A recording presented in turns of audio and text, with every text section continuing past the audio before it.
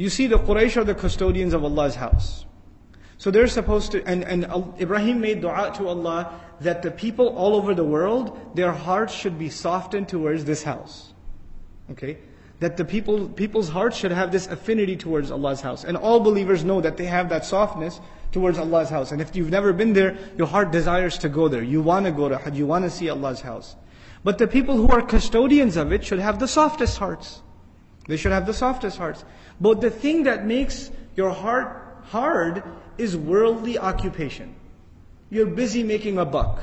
You're busy trying to provide for your family, things like that. So you're so busy in dunya, you don't have time for worshipping Allah, and your hearts become hard.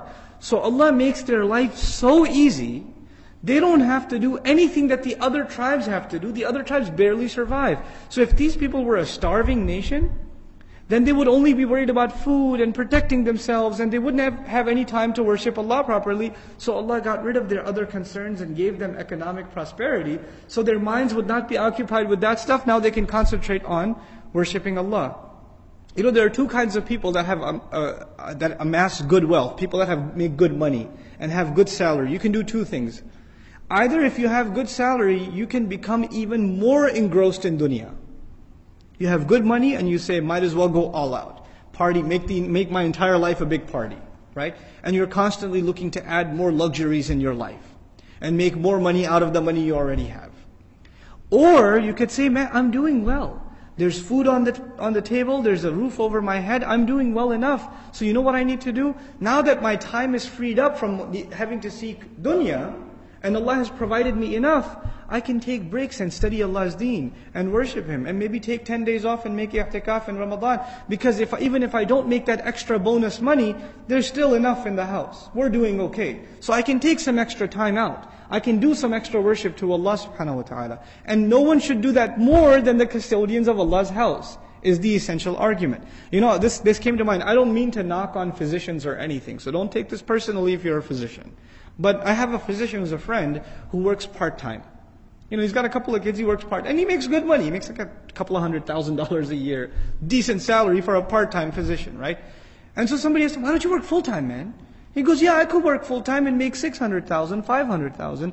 But I'm doing okay with $200,000. And I need the rest of the time to memorize Qur'an and to teach my kids and to spend time with them and to do things with them. So why should I, what am I going to make this money for?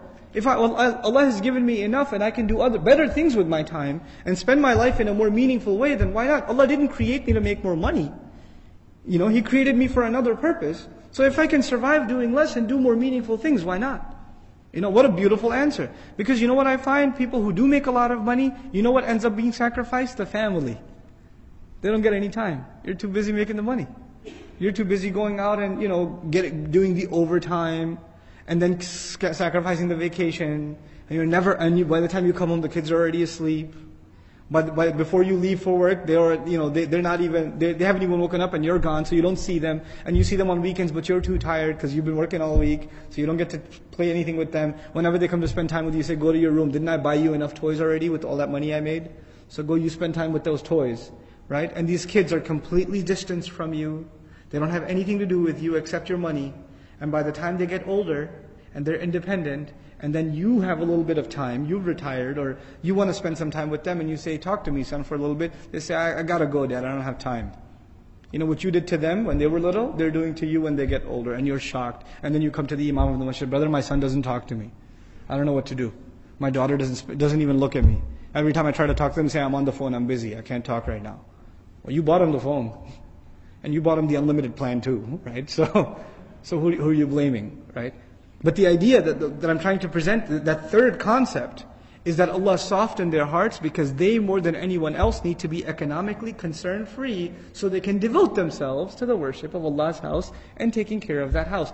That is why Allah gave them all of these luxuries. SubhanAllah. What an amazing concept.